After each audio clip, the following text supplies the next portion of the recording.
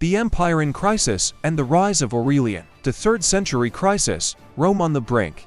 The 3rd century was a tumultuous era for Rome, marked by internal strife, barbarian invasions, economic decline, and usurpations. The empire, once the pinnacle of stability and power, found itself fractured into 3 warring states: the Gallic Empire in the west, the Palmyrene Empire in the east, and the increasingly vulnerable Central Roman authority. With emperors rising and falling at an alarming rate, many meeting their end through assassination, Rome was spiraling toward an abyss of anarchy. This period, known as the crisis of the 3rd century, tested the resilience of the Roman state like never before. The death of Gallienus and the rise of Claudius II. Into 68 AD, Emperor Gallienus, a ruler who had spent his reign fending off threats from all directions, met his end through a conspiracy led by his own officers. His death paved the way for Claudius II, known as Claudius Gothicus, who took control of a battered empire. Though he fought valiantly against Rome's enemies, his reign was cut short by plague, leaving the empire once again leaderless. It was in this chaotic backdrop that Lucius Domitius Aurelianus, a man of remarkable military talent, stepped forward to claim the throne. Aurelian, the man of steel. Born in humble circumstances, near Serdica, modern-day Sofia, Bulgaria, around 214 to 215 AD, Aurelian rose through the ranks due to his extraordinary martial prowess and unwavering discipline. Known among the troops as Manu ad Ferrum, hand on sword, he was feared and respected in equal measure. His ascension to power was no mere accident. He was a soldier's emperor, a battle-hardened commander who embodied Rome's fading martial spirit. The challenges of his rule. As soon as Aurelian assumed power into 70 AD, he faced monumental challenges. The empire was crumbling from within and without. On the northern frontiers, the Juthungi and Alemanni were breaking through into Italy. To the east, Zenobia of Palmyra had declared independence. To the west, the Gallic Empire continued to hold sway over vast Roman territories. The Roman economy was in shambles, and internal corruption ran rampant. Aurelian's response: strength and strategy. Rather than being overwhelmed, Aurelian tackled these problems with precision and decisiveness. He recognized that Rome's enemies had become emboldened by its instability, and he sought to restore not just the empire's borders, but its very identity. His strategy was twofold. First, he would secure the empire's heartlands by repelling external threats. Second, he would consolidate internal stability through military, economic, and administrative reforms. The war against the Juthungi and Alemanni. Aurelian's first challenge came swiftly. The Juthungi and Alemanni tribes had invaded northern Italy, reaching as far as Placentia. In a rare moment of vulnerability, Aurelian's army suffered a defeat, sending Rome into panic. But unlike lesser rulers who might have crumbled under the weight of humiliation, Aurelian regrouped. He lured the enemy southward, feigning weakness, and then crushed them near the Medorus River, proving that Rome was far from finished. The securing of Rome and the Aurelian Walls. One of Aurelian's most enduring contributions was the construction of the Aurelian Walls. Recognizing that Rome itself was no longer impervious to attack, he ordered the construction of massive fortifications around the city. Though many saw this as an admission of Rome's declining strength, it was, in reality, a necessary measure to ensure the city's survival in an age where mobile barbarian warbands could penetrate deep into Roman territory. Crushing internal corruption. Beyond military threats, Aurelian turned his attention to internal decay. The Roman economy was in ruins, partly due to rampant corruption and the debasement of currency. He reformed the coinage, bringing stability to the empire's finances. He also dealt harshly with corrupt officials, ensuring that the state was run by competent and loyal men. A prelude to greatness. By the end of 271 AD, Aurelian had proven himself as a leader of unparalleled determination. He had stabilized the empire's borders, restored Rome's authority, and set the stage for his next grand campaigns against Zenobia's Palmyrene Empire in the east and the Gallic Empire in the west. The true test of his legacy, however, was yet to come. Aurelian's war in the east, crushing the Palmyrene Empire. The second part of Aurelian's story takes us deep into one of the most remarkable military campaigns of the 3rd century, his war against the Palmyrene Empire. Aurelian's swift and decisive victories against Zenobia not only restored the unity of Rome, but also demonstrated his strategic genius, his ability to adapt to complex challenges, and his relentless pursuit of imperial stability. This chapter explores the geopolitical landscape that led to Palmyra's rise, the motivations of its queen Zenobia, and the military confrontations that follow. It also provides an in-depth analysis of Aurelian's strategies, comparing his leadership style to other Roman emperors. The rise of Palmyra, a threat to Rome. The Palmyrene Empire did not emerge in a vacuum. For much of the 3rd century, Rome was in a state of crisis, facing constant invasions from the Germanic tribes, the secession of Gaul, and the relentless assaults of the Sassanid Empire in the east. The Roman provinces in the east, particularly Syria and Egypt, were vulnerable to these pressures. Palmyra, an oasis city in the Syrian desert, had long been a critical trading hub between Rome and the east. Its ruling elite grew wealthy from controlling trade routes and maintaining a semi-autonomous relationship with Rome.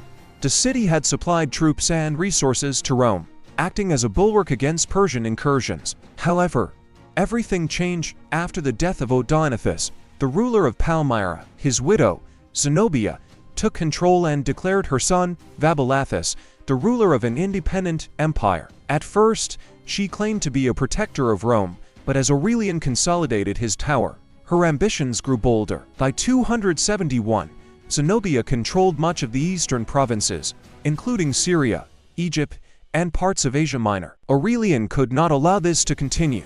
Not only had Zenobia severed her ties to Rome, but she also controlled Egypt, the empire's primary source of grain. This was a direct threat to Roman stability, and Aurelian knew he had to act decisively. Aurelian prepares for war. By the winter of 271 to 272, Aurelian had already proven his mettle in battle, having secured Rome against barbarian invasions and stabilized Italy. Now, he turned his attention eastward. His approach to the Palmyrene campaign was methodical. Unlike other emperors who had spread their forces too thin, Aurelian ensured that his troops were well prepared and well supplied. He recruited a highly mobile army, composed of veteran legions from the Danube and cavalry units that had proven their effectiveness in previous campaigns. Additionally, Aurelian understood the importance of logistics.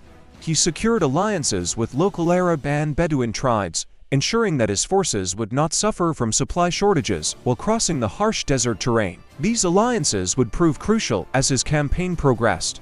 With his forces ready, Aurelian set off on one of the most ambitious campaigns of his reign. His goal was simple: destroy the Palmyrene resistance, capture Zenobia, and restore the eastern provinces to Roman rule. The road to Palmyra, Aurelian's lightning campaign. Aurelian's march across Asia Minor was remarkably swift. Unlike previous emperors who had been bogged down by prolonged sieges, Aurelian adopted a strategy of rapid, overwhelming force. His first major challenge came at Tyana, a city that had pledged loyalty to Zenobia. When the city resisted, Aurelian besieged it, but rather than resorting to a prolonged assault, he convinced the defenders to surrender by promising clemency. This strategic decision was critical after Tyana.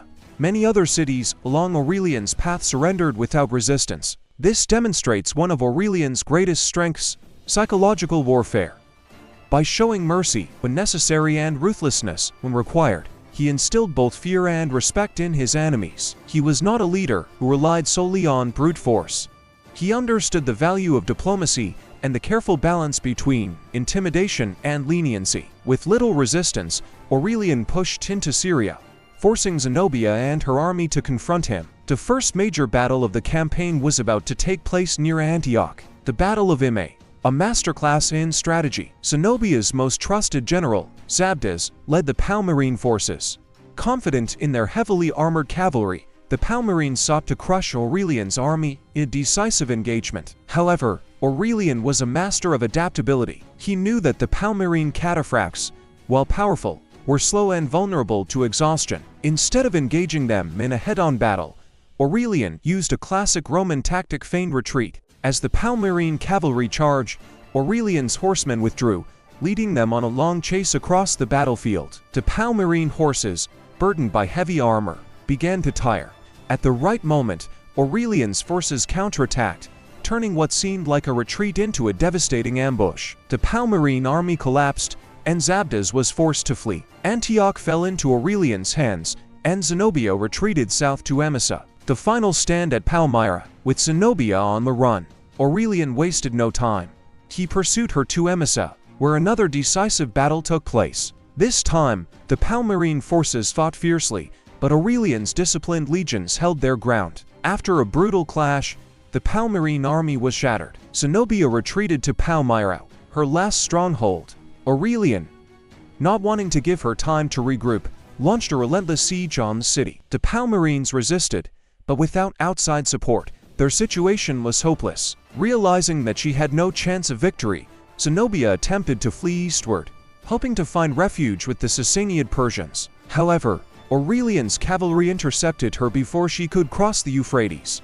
She was captured and brought back to the Roman camp in chains. With the queen defeated, Palmyra surrendered. Aurelian showed remarkable restraint rather than destroying the city. He spared most of its inhabitants. However, when Palmyra later revolted in 273, Aurelian returned and razed it to the ground, ensuring that it would never again pose a threat to Rome. The legacy of Aurelian's Eastern campaign. Aurelian's victory over Palmyra was one of the most significant achievements of his reign. Not only had he restored the eastern provinces to Rome, but he had also sent a powerful message: rebellion would not be tolerated. Zenobia, once the proud queen of the East, was taken to Rome as a prisoner. Some sources claim that she was paraded through the streets in chains during Aurelian's triumph. However, rather than executing her, Aurelian allowed her to live out her days in Italy, where she reportedly married a Roman senator. The campaign against Palmyra also reinforced Aurelian's reputation as a master tactician. He had demonstrated his ability to wage war across vast distances, to outmaneuver enemy forces, and to balance military might with strategic diplomacy. However, Aurelian was not done yet. With the East secure, he turned his attention westward. The Gallic Empire, the last remaining breakaway state, still stood in defiance of Rome. Aurelian's next challenge would be to reunite the empire completely. The war in the west, crushing the Gallic Empire. With the east secure and Palmyra crushed, Aurelian turned his attention westward. The so-called Gallic Empire, a breakaway state encompassing parts of Gaul, Britannia, and Hispania, had been in existence since the 260s. Initially founded by Postumus as a response to Rome's weakness, it had endured under a succession of rulers. By the time Aurelian set his sights on it, Tetricus ruled as its last emperor. This part explores Aurelian's campaign to reunify the Roman world, analyzing his military strategy, the political instability within the Gallic Empire, and the final battle that brought it to an end. It also delves into Aurelian's broader vision for the empire and the reforms he enacted to secure his conquests. The Gallic Empire, a state in decline. The Gallic Empire had once been a formidable entity. Under Postumus, it had successfully defended itself against Germanic invasions and had even maintained a strong Roman administrative system. However, by the early 270s, it was in decline. Tetricus, the current ruler, was struggling to hold his empire together. His power was challenged by internal revolts, particularly from rebellious generals and ambitious provincial governors. To make matters worse, Germanic tribes continued to raid the frontier, stretching his military resources thin. Aurelian recognized that the Gallic Empire was already weakened from within.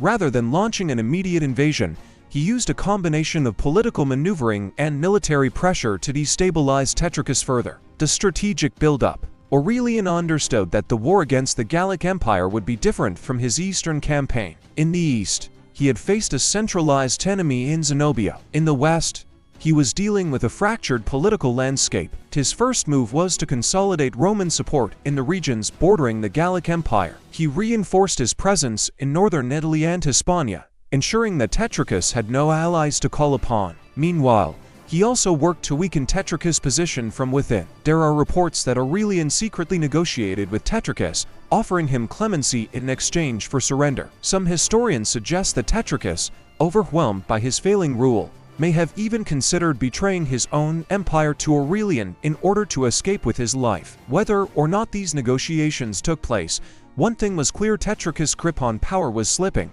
and Aurelian was preparing to strike. The march to Gaul. In early 274, Aurelian led his legions across the Alps and into Gaul. His forces were among the most disciplined and battle-hardened in the empire. Many of the same soldiers who had crushed Palmyra were now marching west, ready to end the last remnant of Rome's divided past.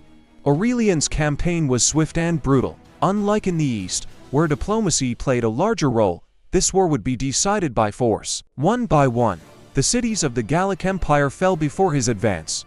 Many surrendered without a fight, recognizing the inevitable outcome. Tetricus had no choice but to meet Aurelian in battle. The decisive confrontation would take place at Chalons, in modern-day France. The Battle of Chalons, the end of the Gallic Empire. The Battle of Chalons was one of the most significant clashes of Aurelian's reign. The Gallic army, though still formidable, was outmatched by Aurelian's well-trained legions. According to some sources, Tetricus may have secretly arranged to surrender before the battle even began. If true, this would explain why his army fought with little cohesion or morale. When the battle commenced, Aurelian's forces quickly gained the upper hand. His cavalry outmaneuvered the Gallic flanks, while his infantry pushed forward with relentless discipline. Within hours, the Gallic lines collapsed, and Tetricus was captured. With this victory, the Gallic Empire ceased to exist.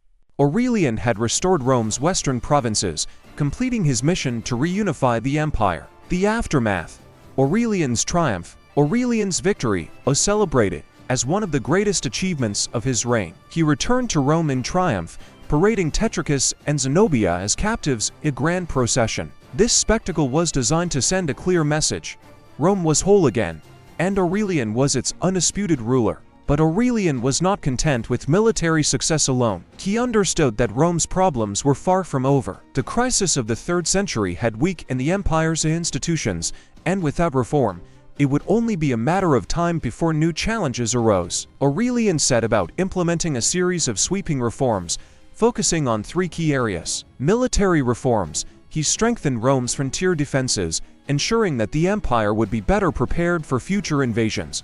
Economic reforms: he stabilized the currency, reducing inflation and restoring confidence in Rome's financial system. Administrative reforms: he cracked down on corruption and reorganized provincial governance to ensure greater efficiency. These reforms were not just about securing his conquests, they were about ensuring that Rome would endure. The vision of a restored Rome: Aurelian's dream was to create a stronger, more centralized Rome. He saw himself not just as a military conqueror, but as a restorer of order. To symbolize this, he took the title Restitutor Orbis, restorer of the world. This was more than just propaganda, it was a statement of intent.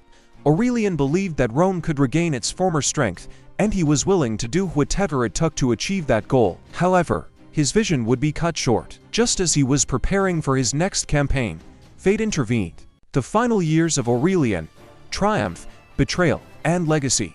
Aurelian had achieved what few Roman emperors before him had managed. He had reunited a fractured empire, crushed its enemies, and reasserted Roman dominance. His military triumphs over Palmyra and the Gallic Empire had secured his reputation as a warrior emperor, but Aurelian was not merely a soldier. He was a visionary leader who sought to reform Rome's crumbling institutions and secure its future. Yet, despite all his successes, his reign would come to an abrupt and tragic end. This chapter explores Aurelian's final years, his ambitious plans for Rome, the conspiracy that led to his assassination, and his lasting legacy. Aurelian's Rome: a vision for stability. Aurelian did not see himself merely as a conqueror.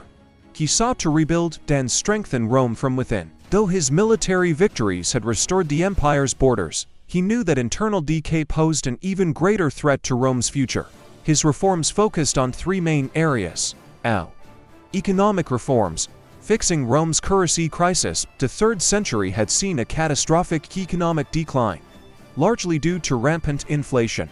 Roman emperors had debased the currency for decades, reducing the silver content of coins to nearly nothing. This led to a collapse of trust in Roman money, further destabilizing the empire. Aurelian sought to restore confidence in Roman coinage by introducing a new standard silver coin, the aurelianus, which had a higher metal content and was widely circulated. He also restructured the empire's tax system to make revenue collection more efficient. These reforms were not immediately successful, as deeply rooted economic issues could not be fixed overnight. However, they laid the groundwork for later emperors, such as Diocletian, to complete the job. Military reforms: strengthening the frontiers.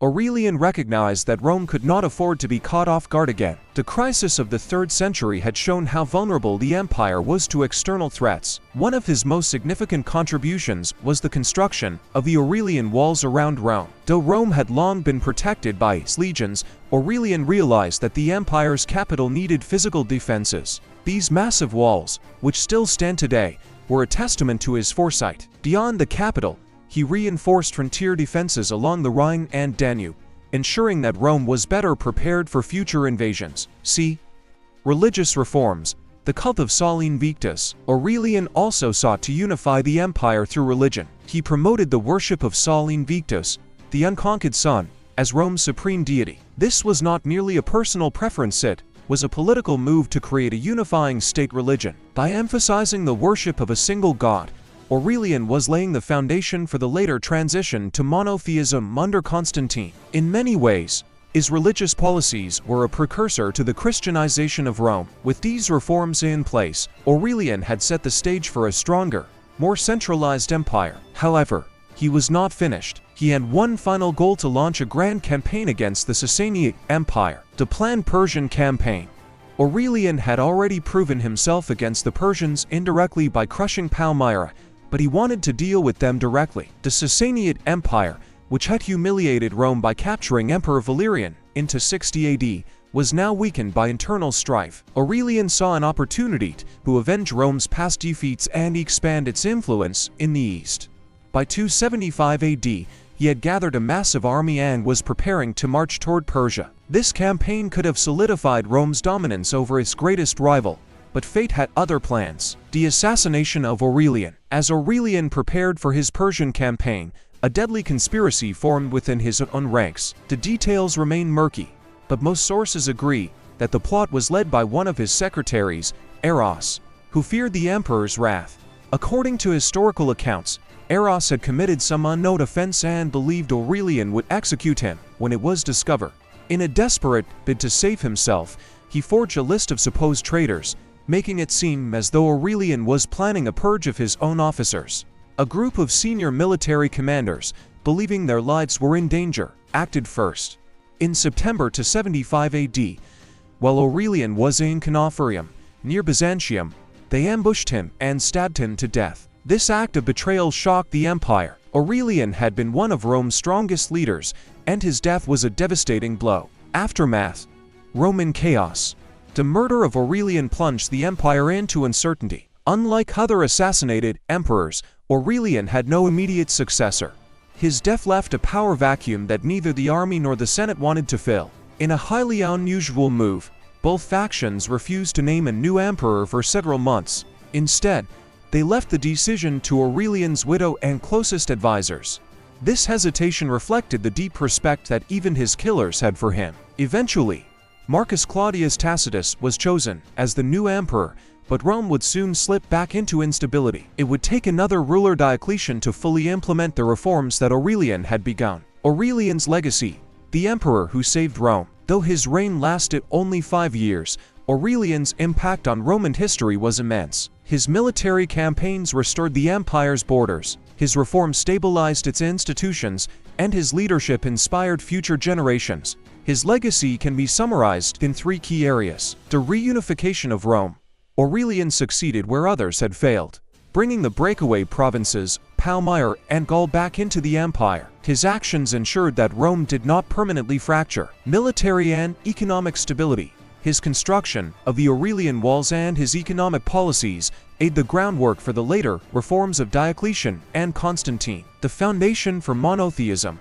His promotion of Sol Invictus helped pave the way for the eventual dominance of Christianity in the Roman world. While Aurelian is not as famous as Julius Caesar or Augustus, he deserves recognition as one of Rome's greatest emperors. Without his leadership, the empire may have collapsed long before the Western Roman Empire's eventual fall in 476 AD. Aurelian, Rome's last great soldier emperor. Aurelian's story is one of triumph, betrayal, and enduring legacy. He was a warrior emperor who fought tirelessly to save Rome from destruction, and though he ultimately fell to treachery, his impact was undeniable.